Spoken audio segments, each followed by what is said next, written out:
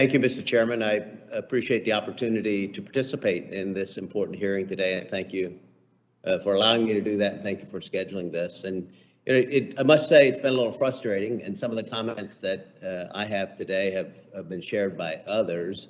And I certainly appreciate the taxpayer advocates' work, appreciate IRS work and efforts as well. I appreciate the communication.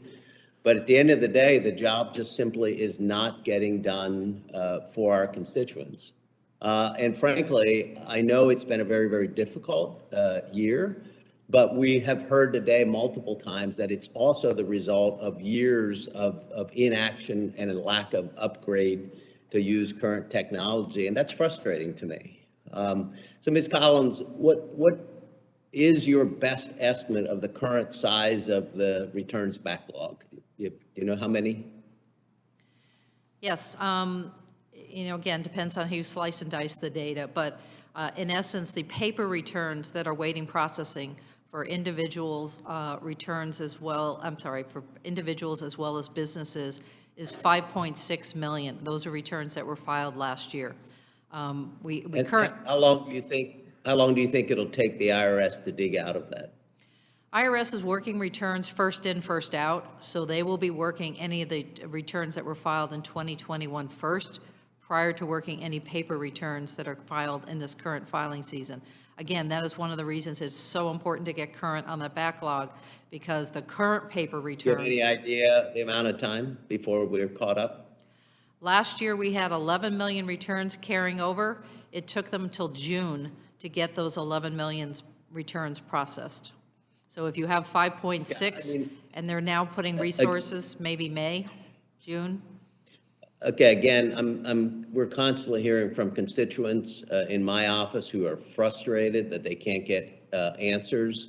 So it's been frustrating even to go to the Taxpayer Advocate Service, your office, and it takes too long, still takes far too long to get answers. Now, I will say, just this afternoon, my team and I spoke with the local taxpayer advocate for Philadelphia, and I appreciated her update and her ideas on how to improve, and I'd like to thank her for her important work. She mentioned that 90% of inquiries that she receives come from congressional offices like mine.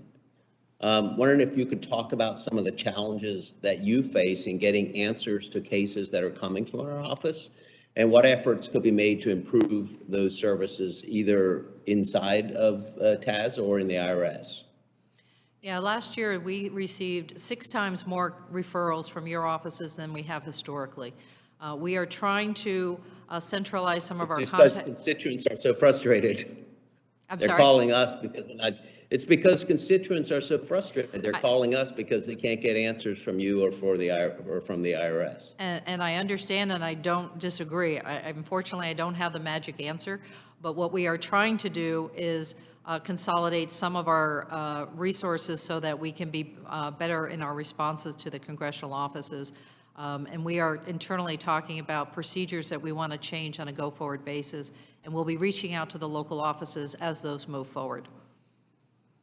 And then the final point I'd like to make has already been made, and I agree with the ranking member's comments in regards to why don't we fix this? And I'd love to be part of a possible solution here.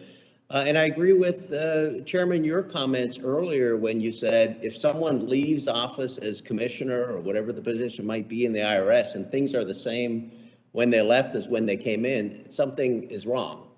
And frankly, yes, I understand that we are responsible to provide the dollars, but I was a member of the Oversight Committee for the past year now. We've had multiple hearings where the commissioner or others were there from IRS.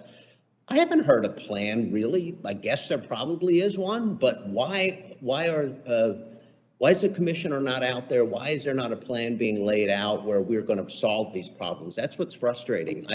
I feel like we've had these same problems. We knew they're there, and nothing's being done about them, and the case isn't being made to advocate for funds and laying out a plan to improve them. So it's frustrating.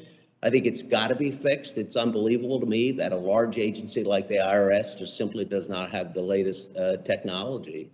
And so, Ranking Member Rice, you talked about fixing this. Other members have as well. I'd certainly be looking forward to work with you on that. And isn't it a unique opportunity right now, Ms. Collins? Because I believe at least what was said in one of the previous hearings was that the IRS still has about $1 billion in COVID relief funds that hasn't been spent. So wouldn't this be a time when we perhaps would have a unique opportunity to make some of these upgrades that need to be made?